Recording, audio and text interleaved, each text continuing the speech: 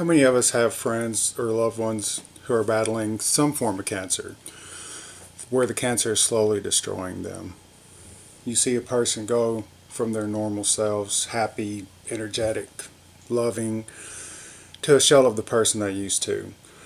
They're so thin, they're so frail, they hurt, and it's mainly because the chemo has them so worn down from trying to kill the cancer, it's slowly killing them.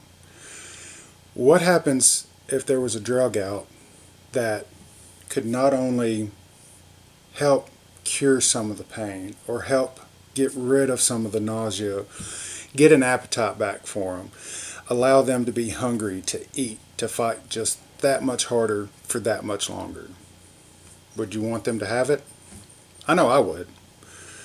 I'm here today to talk about marijuana and the legalization of it. Over the next little bit, we're going to discuss why marijuana could be used medically, how the taxes and how much money a state could profit from by making it legal, and lastly, how much time law enforcement typically spends on dealing with just marijuana related calls. According to the Mayo Clinic, medical marijuana, also referred to as medical cannabis, marijuana is made from the dried leaves and buds of the cannabis sativa plant. It can be smoked, ingested, taken in with food, inhaled, even now made as a pill or in an oil. Right now, it's what's called a Schedule I drug, so it's not illegal. That's under federal law, and federal laws supersede state laws. Studies have shown that there are many symptoms and many conditions which marijuana could help, but depending on your state's regulations is depending on whether you would be able to use them or not. So you would first have to find out if you're in a state that does allow medical marijuana use, and secondly, if you're not, you would have to know that before you get involved in any of it.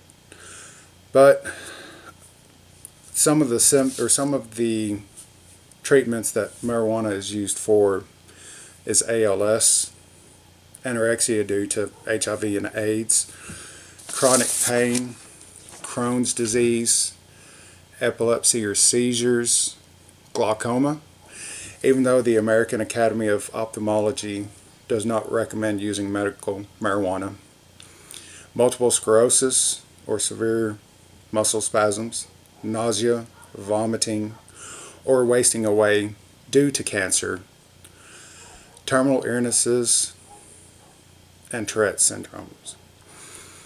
These are just some of the few illnesses that medical marijuana could help.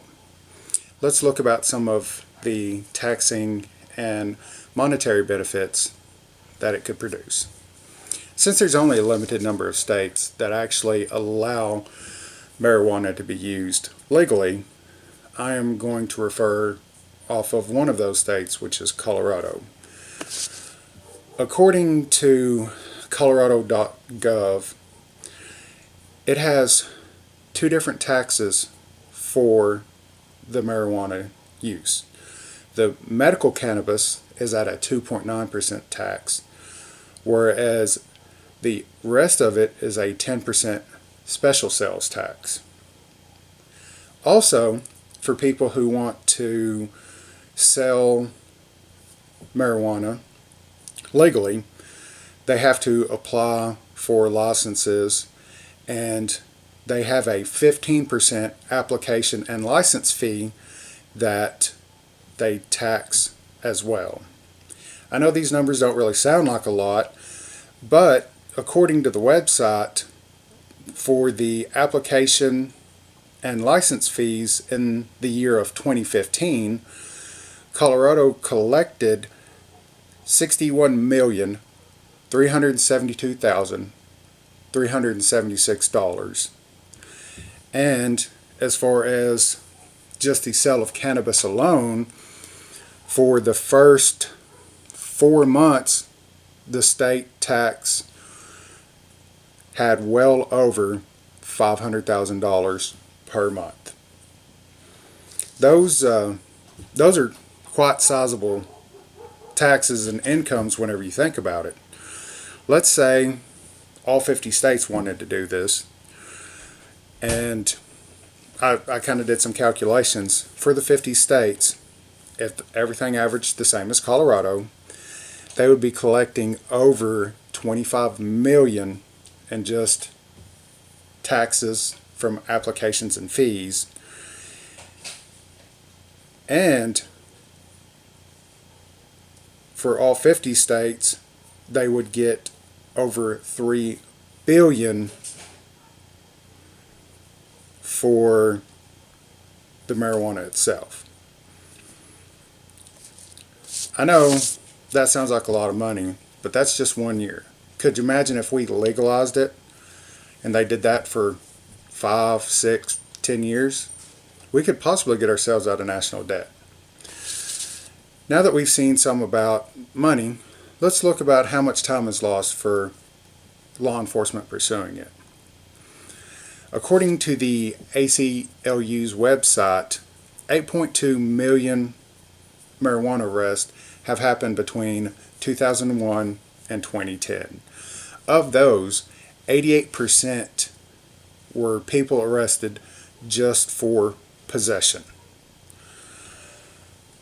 That means that there are officers tied up for arresting people for just possessing any amount, rather than them being out trying to stop robberies, stop burglaries.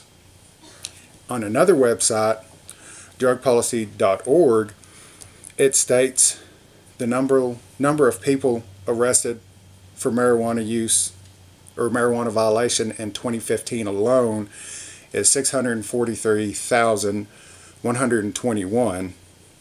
Of that, 574,641, or 89%, were just for possession alone.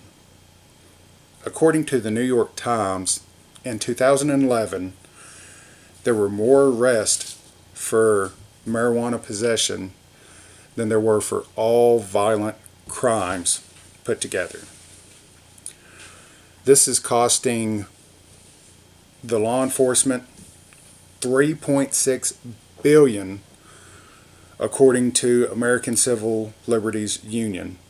And not only that, you have a law enforcement officer who not only arrests the person, they spend time filling out paperwork, then the person spends a night or two in jail, and then they go to court for multiple hearings before the case ever gets solved. So you're spending not only law enforcement, but now you have the judicial system who have way too much time invested in it as well. Those are just a few points on medical or marijuana and why it should be legalized. Hopefully this will give people a little bit more insight about it, and hopefully they can make a little better decision whenever it comes to the time of it being passed, or it being up to vote in their state.